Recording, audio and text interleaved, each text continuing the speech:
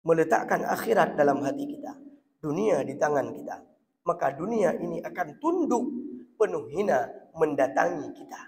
Akan tetapi kalau kita hormat kepada dunia, merendahkan diri di hadapan dunia, arti dunia adalah merendahkan diri di hadapan atasan, merendahkan diri di hadapan kekuasaan, merendahkan diri di hadapan gaji, merendahkan diri di hadapan uang, maka kita akan dihinakan oleh dunia, dan di akhirat kita akan lebih terhina di hadapan Allah Subhanahu wa taala. Mudah-mudahan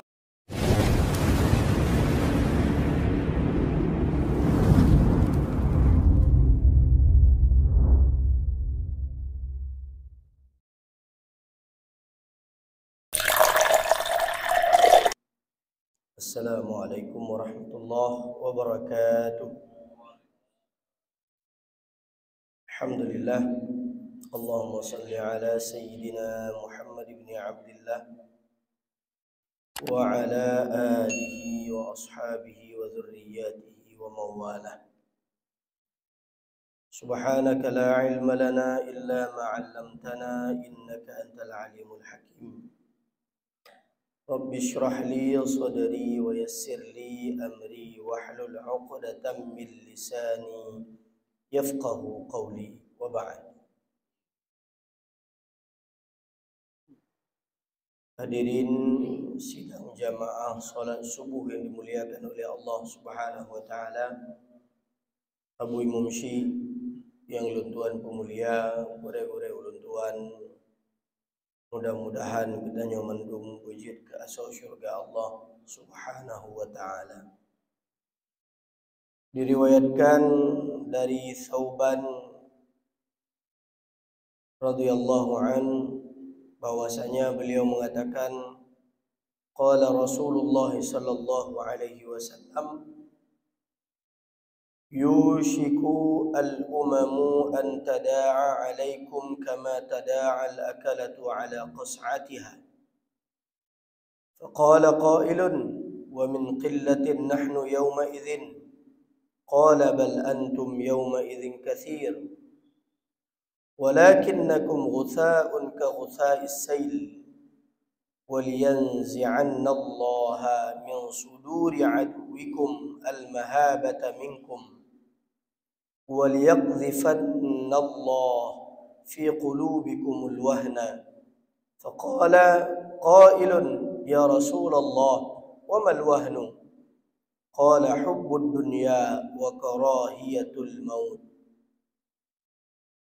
Suatu ketika Thauban meriwayatkan daripada Rasulullah sallallahu alaihi wasallam bahwasanya Rasulullah sallallahu alaihi wasallam telah bersabda, hampir saja bangsa-bangsa memangsa kalian, sebagaimana orang lapar menghadapi meja penuh hidangan. Seseorang di antara sahabat berkata, ya Rasulullah, apakah karena kami pada waktu itu sedikit? Kemudian Rasulullah menjawab, bahkan saat itu kalian adalah orang-orang yang banyak, akan tetapi kalian seperti buih di laut. Allah akan cabut rasa takut dari dada musuh kalian, dan Allah sungguh akan mencampakkan penyakit wahan dalam hati kalian. Seorang bertanya, ya Rasulullah, apa itu wahan? Rasulullah menjawab, wahan itu adalah cinta dunia dan takut mati. Hadis yang diriwayatkan oleh Al-Imam Abu Dawud dan Imam Ahmad. Hadirin yang dimuliakan oleh Allah, banyak orang-orang setelah pandemi Covid yang mulai dulu di Wuhan, sehingga dikait-kaitkan dengan wahan dengan Wuhan, akan tetapi tidak ada korelasinya. Hakikatnya yang ingin dijelaskan oleh Rasulullah SAW di sini adalah bahwasanya ketika umat Islam sedikit, akan tetapi di dalam hatinya adalah kecintaan kepada Allah dan Rasulullah, maka mereka menjadi kuat. Ketika umat Islam ramai, banyak, akan tetapi dunia diletakkan di hatinya, maka iman tidak ada tempat lagi di dalam hatinya sehingga mereka menjadi lemah. Ketika hamba-hamba Allah, umat Islam terlalu mencintai dunia dan mengejarnya, maka Allah akan mencampakkan di dalam hati manusia tersebut rasa takut akan kematian. Dan sebaliknya, Allah akan mencabut rasa takut terhadap musuh kita untuk menyerang umat Islam. Maka hari ini umat Islam terombang-ambing. Umat Islam bagai segerombolan kambing yang dipimpin oleh serigala. Serigala itu adalah orang-orang kafir. Sedangkan kita seperti kambing diarahkan kemanapun yang mereka kehendaki. Ini semua karena kecintaan dunia kita letakkan di dalam hati kita, sedangkan di akhirat kita letakkan di tangan kita. Maka para ulama mengingatkan, yang kita kejar di dunia ini hanya sementara. Al-insan yuladu bila syai'. Karena kita semua dilahirkan tanpa sesuatu. Tidak ada yang membawa sesuatu. Bahkan tidak ada yang membawa sehelai kain pun. Apalagi membawa emas dan membawa perak. Tidak ada. Wa yas'a wara'a kulla syai'. Kemudian manusia tersebut, dia berusaha untuk memperoleh segala sesuatu. Ketika dia lahir tidak membawa sesuatu. Ketika di dunia dia berusaha untuk memperoleh segala sesuatu. Ada yang memperoleh dengan cara yang halal dan tidak sedikit yang berusaha memperolehnya dengan jalan yang haram. Akan tetapi wa yatruku kulla syai'. Ketika kita sakit, kita meninggalkan semua. Bahkan ketika kita masuk ke dalam rumah sakit, dokter sudah memvonis Anda mengidap kanker stadium 4. Dokter sudah memvonis ini penyakit tidak bisa disembuhkan. Dokter sudah mengatakan harapan sudah kecil. Kita katakan, ambil uang saya yang sudah saya simpan dari semenjak saya bekerja sampai hari ini, sembuhkan saya. Apa kata dokter? Maaf, kami tidak dapat menyembuhkan Anda. Wa natruku kulla syai'. Kemudian kita kembali kepada Allah bila syai'. Kita kembali kepada Allah tanpa membawa sesuatu. Sebagaimana kita lahir ke dunia, kita tidak pernah membawa sesuatu. Kita kembali kepada Allah tanpa membawa sesuatu apapun. Akan tetapi ingat, wa yuhasabu ala kulli syai'. Akan tetapi di akhirat Allah akan menghisap atas segala sesuatu. Semua yang pernah kita usahakan di dunia akan dihisap oleh Allah Subhanahu wa ta'ala. Bukan berarti ketika kita katakan cinta dunia atau meninggalkan dunia mencintai akhirat, kita meninggalkan dunia begitu saja. Bukan. Kita letakkan dunia di tangan kita. Kenapa harus di tangan? Karena kalau di tangan kita bisa meletakkannya ketika kita tidak membutuhkan dunia tersebut. Karena kalau di tangan kita yang mengatur dunia, bukan dunia yang mengatur kita. Karena kalau di tangan kita akan membutuhkan dunia seala kadarnya, tidak berlebihan. Bukan kita mengumpulkan sesuatu yang terkadang tidak membawa manfaat kepada diri kita. Maka Allah mengingatkan, alhaakumut takatsur. Yang mencelakai kita bukan gara-gara bekerja, bukan gara-gara mencari rezeki, bukan gara-gara mencari uang, akan tetapi alhaakum, yang membuat kalian lalai, yang membuat kalian celaka adalah at-takatsur. Kita terlalu memperbanyak harta, lalu melupakan kewajiban kita terhadap Allah Subhanahu wa ta'ala. Maka para ulama, bukan mereka adalah orang-orang yang tidak cinta dunia. Bukan mereka adalah orang-orang yang meninggalkan dunia begitu saja, tidak. Bukan mereka adalah orang-orang yang memang sengaja miskin atau memang dalam keadaan miskin, bukan. Tetapi miskin itu adalah jalan pilihan mereka agar mereka tidak dikalahkan oleh kecintaan terhadap dunia.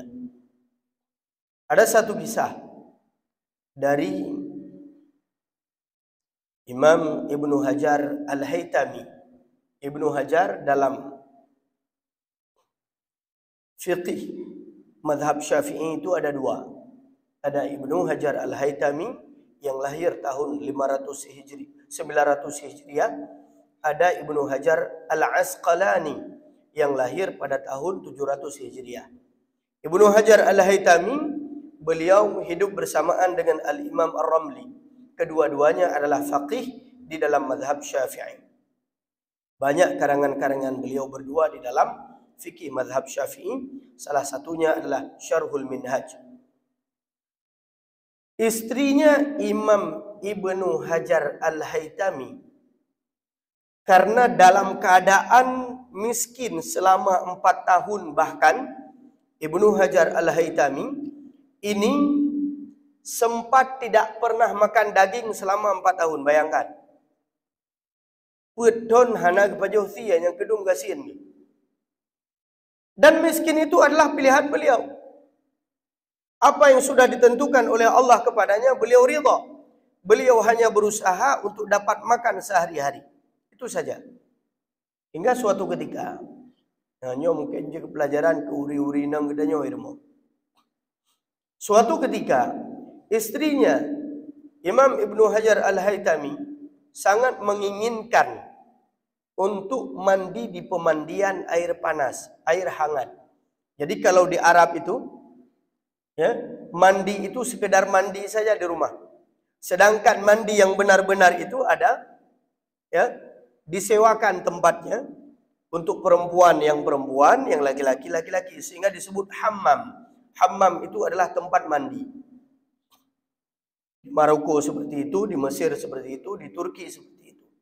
Hampir semua tempat di wilayah Timur Tengah dan Eropa. Kemudian pada saat itu Imam Ibnu Hajar Al-Haytami berada di Mekah.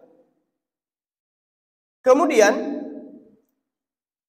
Imam Ibnu Hajar Al-Haytami mengatakan kepada istrinya, bersabarlah wahai istriku, aku akan mengumpulkan uang sedikit demi sedikit, ya, sehingga engkau bisa mandi dan bisa memenuhi kebutuhanmu dan keinginanmu. Beliau bekerja, beliau dapatkan sedikit uang, setengah real, lalu beliau sisihkan sedikit, beliau berikan kepada istrinya. Sehingga terkumpul setengah dirham. Coba bayangkan, terkumpul setengah dirham. Kemudian setelah terkumpul uang tersebut, dengan penuh rasa senang, istri beliau pergi ke hammam untuk mandi dengan air panas. Tiba-tiba hammam itu sudah ditutup. Lalu ada penjaga. Kemudian penjaga itu mengatakan, maaf, hari ini kami tidak membuka kepada orang lain karena istrinya Al-Faqih, seorang yang faqih yang bernama Imam Ramli, ya, istri beliau sedang mandi bersama teman-temannya dan mengatakan tidak boleh masuk kecuali mereka.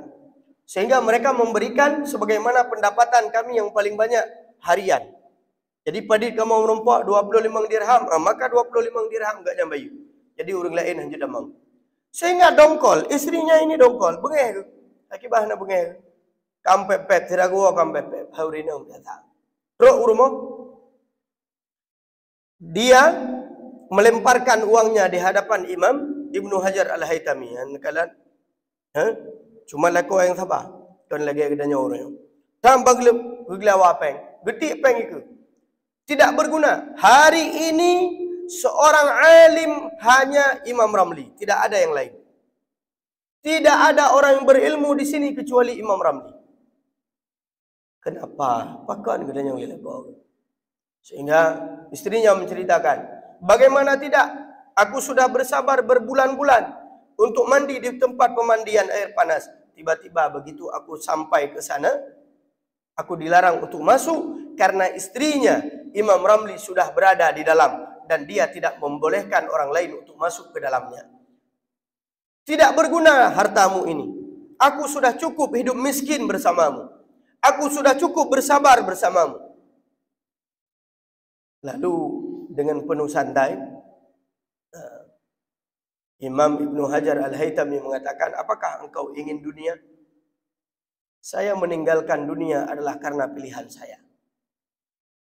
Dan itu sudah ketentuan Allah kepada saya. Kalau kamu menginginkan dunia baik, ikut saya ke sumur Zam-Zam. Lalu beliau bawa istrinya ke sumur Zam-Zam. Sesampainya beliau di sumur Zam-Zam, beliau timba. Timba pertama beliau angkat, ternyata penuh dengan keping emas dinar. 1 dinar itu bisa membeli seekor kambing. Ini 1 timba penuh dengan dinar. Beliau katakan, apakah ini cukup?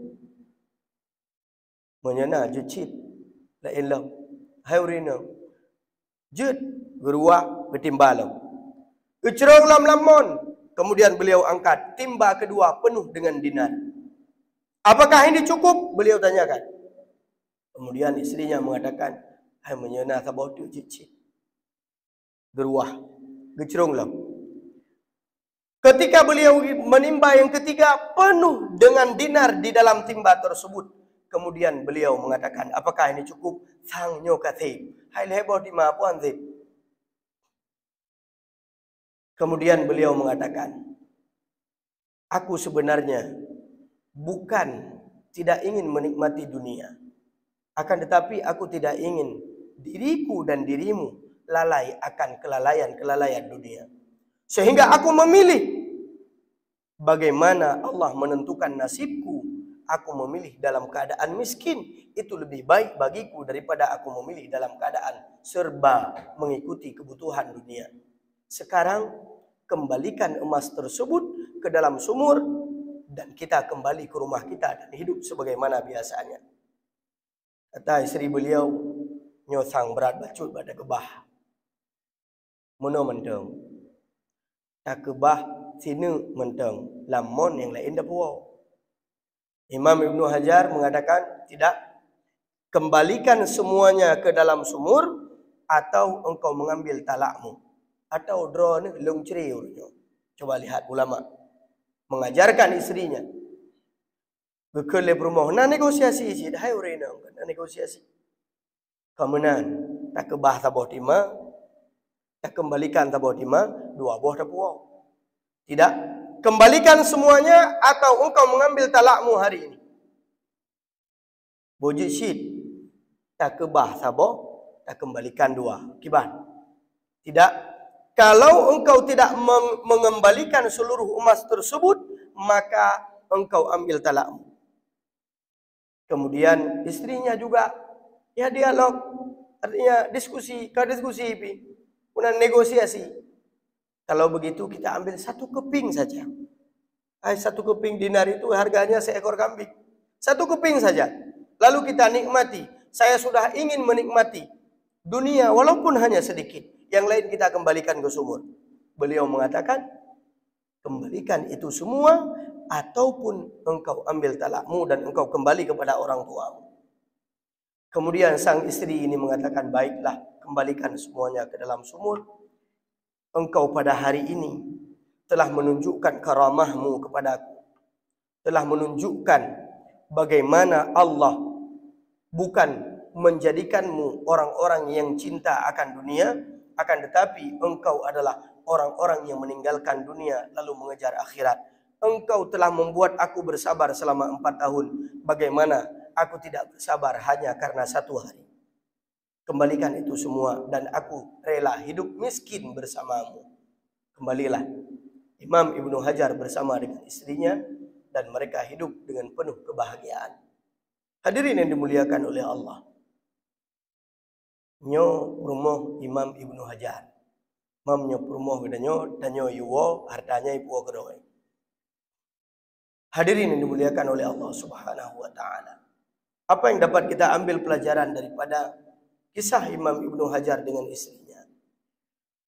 Terkadang orang itu hidup miskin bukan karena kemiskinannya, akan tetapi karena keinginannya, dan dia ridha dengan apa yang sudah ditentukan oleh Allah baginya untuk hidup miskin atau sederhana. Karena miskin atau kaya itu adalah gaya hidup kita. Ada orang diberikan harta yang banyak, diberikan kelebihan harta yang banyak, akan tetapi pada kondisi tersebut dia tidak pernah merasa cukup. Kadang-kadang peng katanya menumpuk sebulan 15 juta ni. Tetapi kita tidak pernah merasa cukup dengan 15 juta tersebut. Nah saja nanti. Kadang-kadang ada orang gajinya kurang 1,5 juta. Akan tetapi dia bisa berbahagia dengan keluarganya. Maka hidup kita yang menentukan. Apakah kita akan menjadikan dunia di tangan kita atau kita letakkan dunia di hati kita? Bagaimana kita letakkan di hati kita? Kalau hati kita sudah dipenuhi oleh dunia, maka iman tidak akan ada tempatnya di dalam hati kita. Kalau iman tidak ada tempat di dalam hati kita, maka iman akan ada dalam genggaman kita. Ketika kita membutuhkan dunia, iman itu akan kita perjualbelikan demi kepentingan dunia. Iman itu akan kita jual, Islam itu akan kita jual, agama akan kita perdagangkan demi mendapatkan keuntungan dunia. Dikun nyoy dronjit merumpuk jabatan. Tetapi syarat sabar. Putra payah bayar sekian. Akhirnya kita menjual agama kita. Karena agama kita letakkan di tangan, kita bisa meletakkan kapanpun dan melepaskan kapanpun kita suka. Sedangkan hati kita sudah melekat dunia, maka dikatakan oleh Rasulullah, orang-orang yang diberikan penyakit wahan itu adalah mereka orang-orang yang cinta dunia, diletakkan dunia di hatinya, sedangkan akhirat diletakkan di tangannya. Sehingga dia takut mati.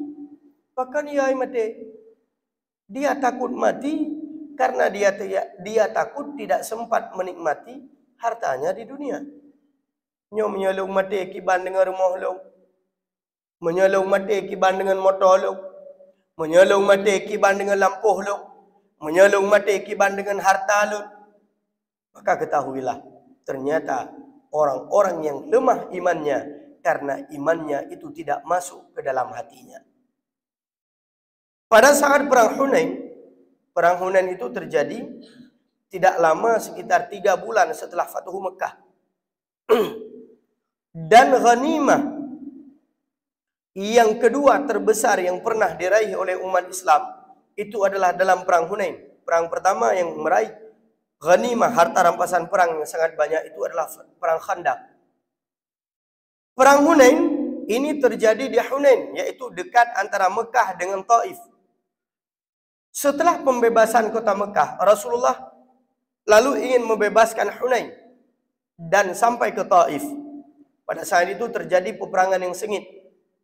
Kemudian, karena pasukan pada waktu itu ada orang-orang muhajirin dan juga kalangan daripada orang-orang mu'allaf, dari orang-orang yang baru beriman ketika Fathu Mekah. Salah satunya adalah Abu Sufyan bin Harb.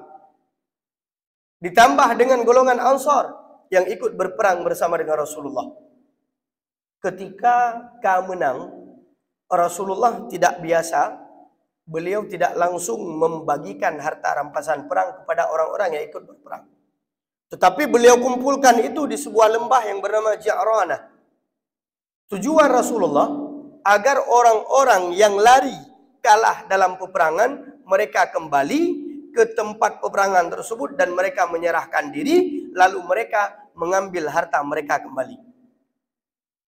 Ternyata ada beberapa orang saja yang berani kembali untuk mengambil hartanya dan menyerahkan diri kepada Rasulullah sallallahu alaihi wasallam. Salah satunya juga beliau menyampaikan kepada Malik bin Auf yang berada di Taif waktu itu. Maka orang-orang yang dari Bani Hawazin ini yang kalah, di dalam peperangan tidak kembali. Sehingga Rasulullah SAW terlebih dahulu beliau memberikan harta ghanimah ini, harta rampasan perang ini kepada orang-orang yang baru masuk Islam. Di antaranya Abu Sufyan bin Harb dan beberapa orang pembesar suku Quraisy yang lain. Abu Sufyan diberikan 100 ekor unta. Bayangkan 100 ekor unta diberikan. Unta yang diberikan unta-unta yang terbaik. Menyogidannya merek motor tipe-tipe yang tinggi. Bedanya Mbak Abu Sufyan, kiban kasib, tercoba, hai kasib, tapi menyena tambahan cicit. Kemudian diberikan lagi kepada Abu Sufyan, ambillah. Lalu diberikan pada waktu itu kambing ribuan ekor, lembu ratusan ekor, unta juga sangat banyak. Sehingga setelah dibagi-bagikan kepada orang-orang yang baru masuk Islam, ternyata terjadi kecemburuan dari orang-orang Ansar. Sehingga mereka mengatakan Rasulullah telah bertemu dengan keluarganya lalu melupakan kita. Nah, coba lihat. Ternyata isu ini terdengar di telinga Rasulullah. Beliau lalu memanggil Sa'ad bin Ubadah. Dikatakan kepada Sa'ad, wahai Sa'ad, apakah engkau mendengar berita ini? Benar wahai Rasulullah, orang-orang Ansar sudah mulai desas-desus ini sudah mulai tersebar di kalangan mereka. Baik, kata Rasulullah, tolong kumpulkan mereka. Aku ingin berbicara langsung dengan mereka. Dikumpulkanlah orang-orang Ansar di sebuah lembah. Tidak ada orang lain. Lalu Rasulullah langsung berjumpa dengan mereka. Nah, ini contoh pemimpin. Kalau ada orang yang demo, itu pemimpin itu langsung hadir menghadapi mereka, bukan lari. Yang yujak peliti yupoh rakyat. Tetapi Rasulullah langsung hadir. Beliau datang. Beliau mengatakan kepada orang-orang Ansar setelah memuji Allah Subhanahu wa ta'ala, ma yaliqu bi jalali. Pujian yang layak bagi Allah Subhanahu wa ta'ala. Lalu beliau mengatakan, ya ma'syaral Ansar, maqalatun. Apa pembicaraan yang aku dengar dari mulut-mulut kalian? Aku sudah mendengar desas-desus ini dari kalian. Apa yang kalian bicarakan? Bukankah aku datang kepada kalian, kalian sebelumnya dalam keadaan sesat? Aku membawa hidayah kepada kalian. Kalian di dalam keadaan bercerai-berai, saling berperang antara suku ini dengan suku yang lain. Suku Aus dan Khazraj. Kalian saling berperang. Lalu aku persaudarakan kalian. Bukankah kalian dalam keadaan miskin dan bahkan kalian di bawah kekangan daripada orang-orang Yahudi Madinah? Lalu aku membuat kalian kuat dengan Islam. Bukankah kalian orang-orang yang tersesat, orang-orang yang lemah? Lalu aku memberikan kekuatan kepada kalian. Orang-orang Ansar hanya diam. Mereka mengatakan yang ada di mulut orang-orang Ansar sambil mereka menunduk adalah walillahil man wal fadl. Hanya milik Allah kemuliaan dan kelebihan. Ya ma'syaral Ansar, wahai orang-orang Ansar, seandainya kalian mengatakan la sadaqtum, sungguh kalian akan dibenarkan dan kalian akan benar. Kalau kalian ingin mengatakan, maka katakanlah, wahai Muhammad, bukankah dulu engkau diusir dari tanah kelahiranmu? Kami yang menjemputmu, kami yang menerimamu. Wahai Muhammad, bukankah engkau dulu adalah orang-orang yang lemah, lalu kami menguatkanmu? Wahai Muhammad, bukankah engkau adalah orang-orang yang miskin, lalu kami memberikan harta kami kepadamu? Wahai Muhammad, bukankah engkau adalah orang-orang yang tersesat, tidak tahu hijrah kemana? Kami membuka pintu Yathrib, Madinah, kami menyambutmu, wahai Muhammad. Lalu orang-orang Ansar tidak berani menjawab. Mereka hanya menjawab, walillahi wa rasulihil manna wal fadl. hanya milik Allah dan Rasulnya kemuliaan dan kelebihan. Lalu Rasulullah mengatakan, coba lihat kalimat ini yang dikatakan oleh Rasulullah kepada mereka. Apakah keimanan kalian terganggu, wahai orang-orang Ansar? Keimanan kalian goyah karena aku memberikan sedikit kehinaan dunia kepada orang-orang yang baru masuk ke dalam agama Islam. Aku ingin menguatkan iman mereka dengan harta dunia.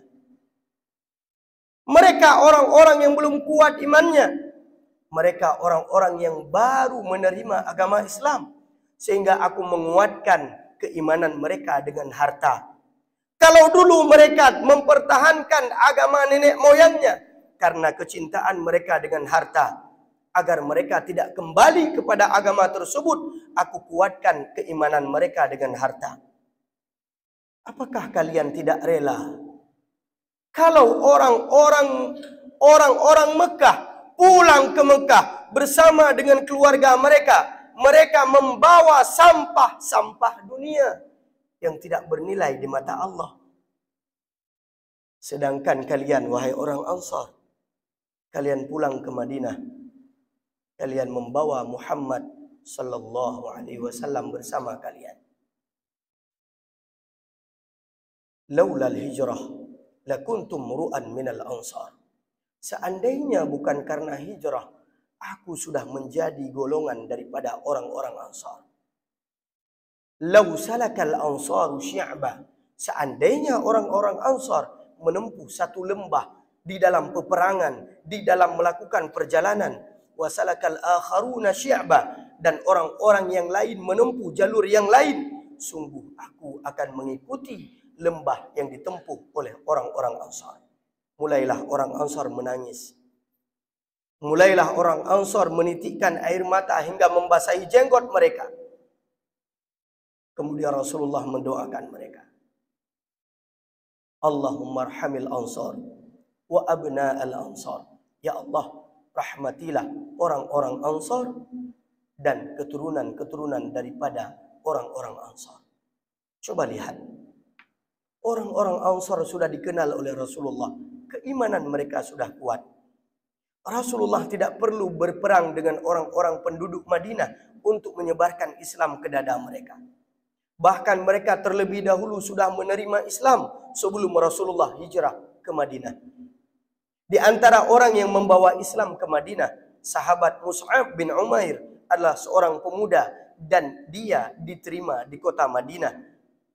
Rasulullah disambut ketika berhijrah ke Madinah dengan penuh suka dan cita mereka. Keimanan mereka sudah kuat. Tidak akan berpengaruh dengan harta dunia. Maka Rasulullah tahu mana orang yang kuat imannya, yang tidak perlu diperkuat oleh harta dunia. Mana orang yang lemah imannya, yang perlu diperkuat oleh harta dunia. Maka kalau hari ini kita mengatakan iman saya sudah kuat, akan tetapi kita masih mengejar dunia meninggalkan akhirat, maka itu adalah kebohongan belaka. Kalau kita meninggalkan sholat 5 waktu hanya karena pekerjaan kita, na'udzubillah, apakah kita masih berani mengatakan saya adalah orang-orang yang benar-benar beriman dan orang-orang yang benar bertakwa? Kalau kita masih santai, masih nyenyak, kita tidur di atas kasur, tidak bangun untuk berangkat sholat subuh berjamaah ke masjid. Begitu bangun ketika pagi kita mengatakan saya adalah orang-orang yang benar-benar bertakwa. Sungguh ini sebuah kebohongan belaka. Kenapa? Karena apabila dunia di dalam hati, maka keimanan itu akan terhalang. Apabila dunia di tangan dan akhirat di dalam hati, maka dunia akan tunduk di hadapan kita semua. Maka yakinlah kepada Allah. Kalau Allah pemilik rezeki, Allah tahu siapa hamba-hambanya yang akan dimudahkan rezekinya di dunia dan akan diberikan husnul khatimah ketika kembali kepada Allah untuk meraih kebahagiaan di akhirat. Hadirin yang dimuliakan oleh Allah Subhanahu wa taala. Maka marilah kita semua yang hadir pada subuh yang mulia ini, kita jadikan dunia ini mengikuti kita. bukan kita yang mengikuti dunia. Kita ikuti akhirat, maka dunia akan mengejar di belakang. Saya teringat, saya tutup tausiah pada subuh yang mulia ini, saya teringat. Ini perlu saya sampaikan. Contoh nyata. Ustaz Abdul Somad, yang insya Allah dalam bulan ini, beliau akan hadir ke Lok Sumawe sekitar tanggal 26. Bagaimana beliau disambut di berbagai negara. Beliau diberikan mobil Kijang Innova, diberikan mobil Alphard, kemarin diberikan mobil Mustang yang mahal harganya. Setelah beliau keliling satu jam, kemudian beliau kembalikan mobilnya. Bahkan mobil Mustang tersebut beliau lelang, beliau jadikan uang itu untuk pembangunan pesantren. Lalu ketika pulang, beliau diberikan jet pribadi bersama dengan keluarga beliau. Coba lihat. Apakah beliau tidak ingin kekayaan? Semua orang menginginkan kekayaan. Akan tetapi mengumpulkan harta lalu meninggalkan akhirat, ini yang menjadi persoalan. Apakah beliau tidak menikmati dunia? Luar biasa kenikmatan yang diberikan oleh Allah kepadanya. Maka kalau kita meletakkan akhirat dalam hati kita, dunia di tangan kita, maka dunia ini akan tunduk penuh hina mendatangi kita. Akan tetapi kalau kita hormat kepada dunia, merendahkan diri di hadapan dunia, arti dunia adalah merendahkan diri di hadapan atasan, merendahkan diri di hadapan kekuasaan, merendahkan diri di hadapan gaji, merendahkan diri di hadapan uang, maka kita akan dihinakan oleh dunia, dan di akhirat kita akan lebih terhina di hadapan Allah Subhanahu wa ta'ala. Mudah-mudahan ini menjadi pelajaran bagi saya pribadi dan bagi kita semua untuk terus meningkatkan ketakwaan kita kepada Allah. Keluarkan dunia dari hati kita, ganti dengan akhirat, cinta Allah, cinta Rasulullah, dan cinta kepada sesama mukmin mukminat, muslimin muslimat. Bantu rumah Allah, bantu rumah-rumah yatim piatu, rumah kaum duafa, orang-orang di sekeliling kita. Kalau kita sudah berkeliling, berkali-kali kita umrah, berkali-kali kita berhaji, ingat, di samping kita, di sekeliling kita ada Ka'bah. Ayo bertawaflah dengan baik, cari Ka'bah tersebut, berikan kebutuhan kepada Ka'bah itu. Hadanallahu wa iyyakum ajma'in. Subhanakallahumma wa bihamdik, asyhadu an la ilaha illa anta, astaghfiruka wa atubu ilaik. Assalamualaikum warahmatullahi wabarakatuh.